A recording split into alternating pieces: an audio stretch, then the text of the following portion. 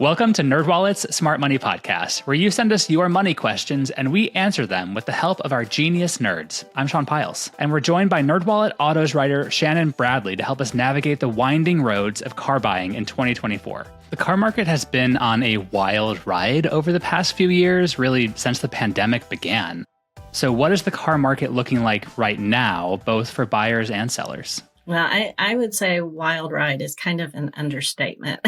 As someone who's been covering the car market for the last 3 years, it has been a wild ride. It is not back to where it was before the pandemic, but from a car buyer aspect, several things are improving. For one, inventory is returning to normal. And actually, you have some auto manufacturers who have overshot and are overstocked. And those particular manufacturers, they're starting to offer incentives again. Hearing, you may be able to negotiate below the manufacturer's suggested retail price, which was really unheard of during the pandemic. And then, on the downside, and we all know loan rates, vehicle prices are still high. I think actually this morning I saw that the average transaction price for a new vehicle, I should say, is still at $47,000. That's not small change by any means. But you can find deals out there, especially if you're flexible about what you're buying. And then leasing has some good deals. And if you buy or lease an EV right now, you could qualify for the federal tax credit of up to $7,500 on top of the other incentives that are out there. So how about sellers in the current climate? How are things looking for people who are selling their car right now? Well, I would say they're not faring quite as well as the buyers. Depends on what you're selling. But if you recall, during the pandemic, the vehicle shortage meant that individuals were actually selling their cars for a lot more than they paid for them.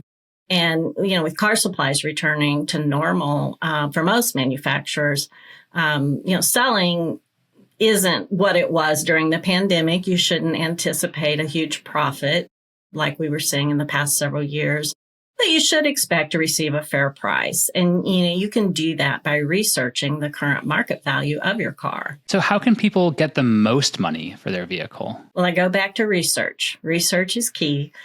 If I was selling my car right now, I definitely wouldn't put all of my eggs in one basket. If you get only one offer, which is something a lot of people do, they just don't want to take the time to get more than one offer. You won't ever know if there was a better offer out there. And the thing is, nowadays, it's easy to do your research. You have online pricing guides where you can find estimates like Edmunds or Kelley Blue Book. And as we've been discussing, you can request actual offers from sites like Carvana, CarMax, or TrueCar. And there's not any cost or obligation to do that. Something we recently launched at NerdWallet, we can also make an offer on your car. We now have NerdWallet Automotive, and you can find that when you Google NerdWallet Buy My Car. Alrighty, well now let's turn to the next question, which comes from a listener's text message. They wrote, "What is the fuel of the future? I've been researching about buying a new car, and they're saying that cars in the future are going to be electric. But if there's a new fuel of the future, should I just wait until the new fuel comes out, or just buy an electric car now?" So Shannon, if you don't mind, please bring out your crystal ball or industry research and tell us, is there a new fuel of the future, or does it seem like electric vehicles are the automotive energy of the coming years? Well, we're hearing a lot about research of different alternative fuels like natural gas, propane, or hydrogen fuel cells, which is really just another way of generating electricity. But these are all really in their early stages of development and adoption. So while I think, development of various ways to lower vehicle emissions, will definitely continue, my crystal ball says that in the near future, the emphasis will still be on EVs. And is that because EVs have just been around longer and have an advantage in the market over these other fuel types? Yes, Sarah, it is. Many people don't realize that the first electric vehicles were actually introduced in the late 1800s. Then they kind of fell by the wayside and, interest renewed in the 1970s. So it's actually taken a long time for us to reach a point where electricity is accepted as a fuel source as it's becoming today. So according to Kelley Blue Book, EVs represent the fastest growing car sales category. And last year, nearly 1.2 million U.S. vehicle buyers went electric. We don't expect that pace to slow down with federal and state legislation, as well as so many car makers devoting many resources to the transition to EVs. I just don't see a quick pivot to other fuel sources that, are going to take more time to build that infrastructure and to, build that adoption rate. So the EV market has been developing rapidly over the past few years, but many anxieties that would-be buyers might have around electric vehicles, like range, affordability, finding chargers, are pretty persistent. Have any of these issues gotten better? They have gotten better. For comparison, before 2016, when you're looking at range, the median range of a new EV was below 100 miles, and the top performing option couldn't travel 300 miles without a charge. Today, you can buy an EV that has a 250-mile range for less than $40,000. And the high-end models, can have a range of more than 400 miles per charge.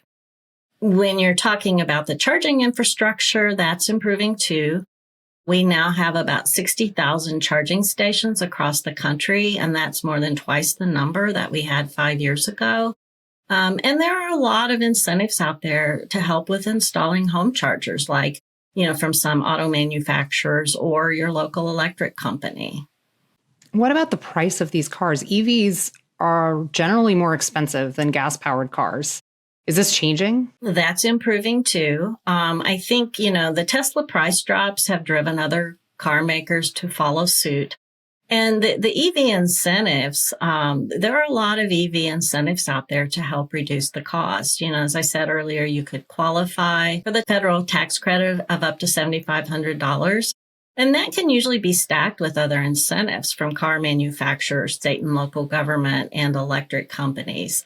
The U.S. Department of Energy actually has a site. You can find it by searching alternative fuels, U.S. Department of Energy, that has a database where you can research all of the various incentives that are available. And it can pay to research the incentives available to you. Late last year, I talked to someone who was an EV buyer in California, and he used multiple incentives to knock $8,000 off the price of a Chevy Bolt. And then, right now there are a lot of EV leasing deals.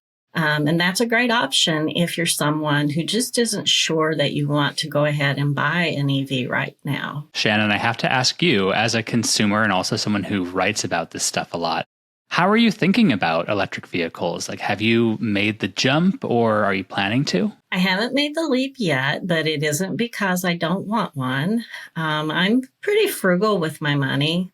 And I bought a gas-powered car right before the pandemic, so I was able to buy it before car prices skyrocketed. And, I'm in a fortunate position right now where I'm no longer supporting children. I was receiving, like everyone, stimulus funds during COVID. So, I was able to pay down that car, and I actually don't have a car payment right now. So, I am environmentally conscious. So I think that eventually, I will buy or lease an EV. But for right now, I'm enjoying taking a vacation from car payments and putting that money into my retirement savings. Thanks for watching. I'm Sean Pyles, host of NerdWallet's Smart Money Podcast. If you learned something new today, hit like and subscribe and share with your friends. Also, listen to NerdWallet's Smart Money Podcast wherever you get your podcasts.